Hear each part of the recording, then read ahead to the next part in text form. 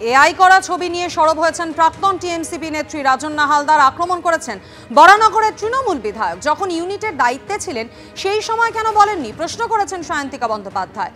দলের ভিতরে কেউ অন্যায় করলে প্রতিবাদ করা উচিত ছিল, দল ব্যবস্থা নিত, এমনটাই মত সায়ন্তিকার। প্রাসঙ্গিক হওয়ার চেষ্টা কটাক্ষ করেছেন বরানগরের তৃণমূল বিধায়ক। রাজন্না প্রান্তিককে আমি খুব ভালোভাবে চিনি ব্যক্তিগতভাবে, কিন্তু ঘটনাটা হচ্ছে যে এআই এর কথাটা যখন ও বলছে, এআই এই বছরখানেক হলো এত রমরমিয়ে উঠেছে। আমরা সবাই এখন ফোনে চ্যাট জিপিটি, এআই সমস্ত দেখছি। এর আগে কিন্তু এআই অতটা মানে আমাদের মধ্যে প্রচলিত ছিল না। জানি না যারা করেছে তারা হয়তো করেছে, আমি জানি না। কিন্তু আমাদের বক্তব্য হচ্ছে যে টাইমিংটা, সেই সময় যখন ও ইউনিটের দায়িত্বে ছিল সেই সময় কেন বলেনি? প্রশ্ন তো সেইখানেই যে আমি যদি অন্যায়টা সহ্য করছি তাহলে তো আমিও অন্যায় করছি। তো সেখানে দলের অন্তর্গত যদি কেউ অন্যায় করে দলের ভিতরে, সেটা তো আগে আমি সেটার প্রতিবাদ জানাবো, এবং আমি দিদি অবধি বা অভিষেক অবধি ততক্ষণ পৌঁছাবার চেষ্টা করে যাব যতক্ষণ আমি তার অবধি বার্তাটা দিতে পারছি।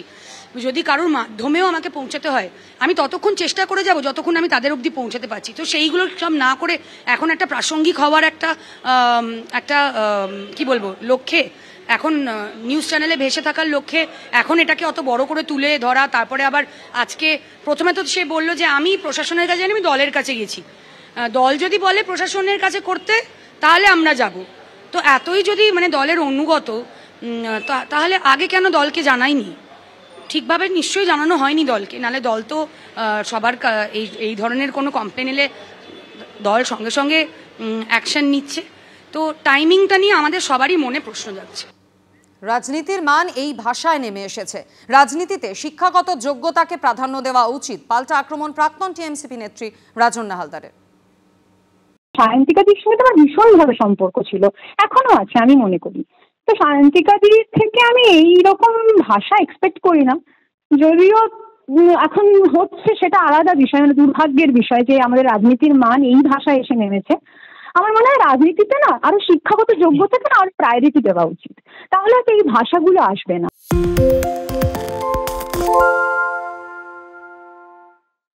সত্য অন্তহীন, সত্যের খোঁজও তাই, সত্য সন্ধানে তাই আমরা অক্লান্ত, অকুতভয়। এবিপি আনন্দ নতুন ভাবনার প্রতীক, যা মনে মুক্ত, তথ্যে যুক্ত এবং যাবতীয় সীমানার বাঁধন থেকে মুক্ত।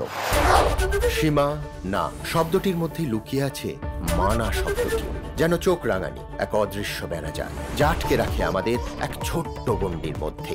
একমাত্র সঠিক খবরই গড়ে তুলবে এক মুক্ত সমাজ। সেই জগৎ গড়ার লক্ষ্যে কোনো সীমানার ঠুকুটি আমরা মানব না। এবিপি আনন্দ এগিয়ে থাকে, এগিয়ে রাখে।